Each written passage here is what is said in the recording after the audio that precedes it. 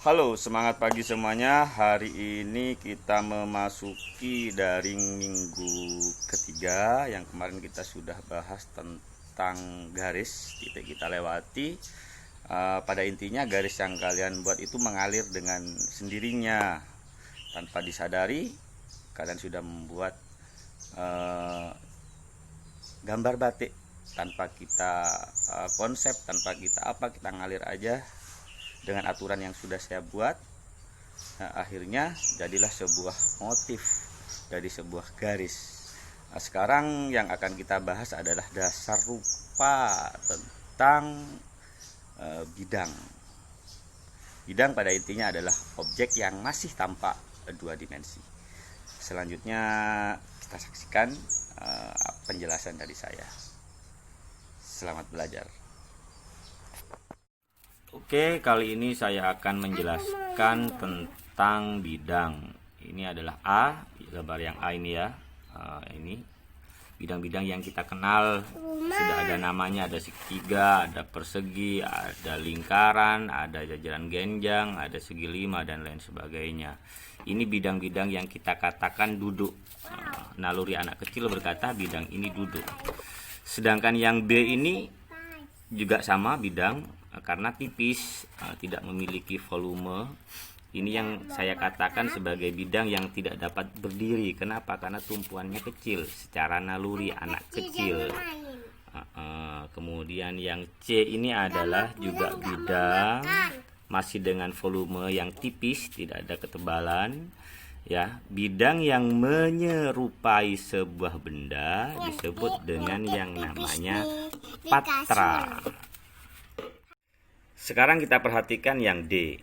Apabila ada bidang yang bersinggungan, untuk tugas kali ini ya, seperti ini, bersinggungan antara segitiga dan persegi panjang bersinggungan, kemudian kita hapus bagian yang berpotongan itu di segitiganya, maka bidang ini dikatakan salah. Kenapa?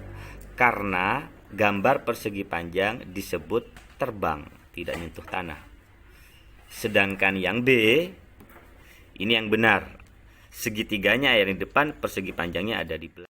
Lantas bagaimana cara kita menentukan mana bidang yang ada di depan dan mana bidang yang ada di belakang, kemudian mana bidang yang harus kita hapus persinggungannya?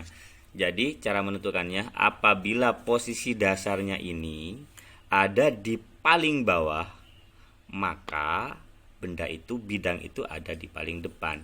Jadi ketika ada seekor semut yang jalan dari sini tuk, maka dia akan tembusnya di sini. Ya, karena di sini ada ruang antara segitiga dan persegi panjang. Lebih mudahnya kita melihatnya kepada patra, yaitu bidang yang menyerupai sebuah benda. Ini ada berbentuk seperti rumah, ada rumah juga di belakangnya. Gambar kedua, yang ketiga adalah bentuk pohon. Maka dari gambar ini pohon ada di posisi yang paling depan. Kenapa? Karena dia dasarnya ada di paling bawah. Kemudian posisi di tengah adalah rumah ini. Kemudian posisi yang di belakang adalah rumah yang ketiga. Inilah yang dikatakan komposisi bidang. Oke, kali ini tugas kita adalah membuat komposisi bidang dalam media kertas A4 dengan posisi landscape atau tidur.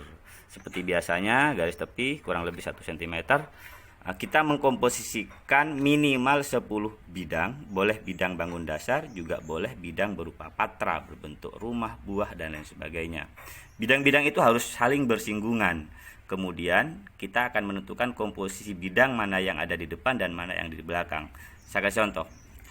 Bidang ini adalah posisinya paling bawah daripada segitiga dan lingkaran. Maka ini adalah yang paling depan. Kita hapus.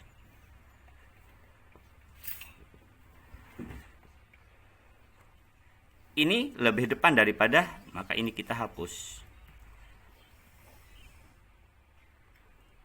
Ini juga. Ini lingkaran ada di depannya segitiga, ini kita hapus. Ini lingkaran ada di depan, ini kita hapus. Ini juga kita hapus. Ini juga kita hapus. Ini juga kita hapus. Ini juga kita hapus. Maka kita perhatikan di sini tidak ada satupun bidang yang tampak terbang. Semuanya memberikan jarak antara bidang yang depan dengan yang bidang yang ada di belakangnya. Oke.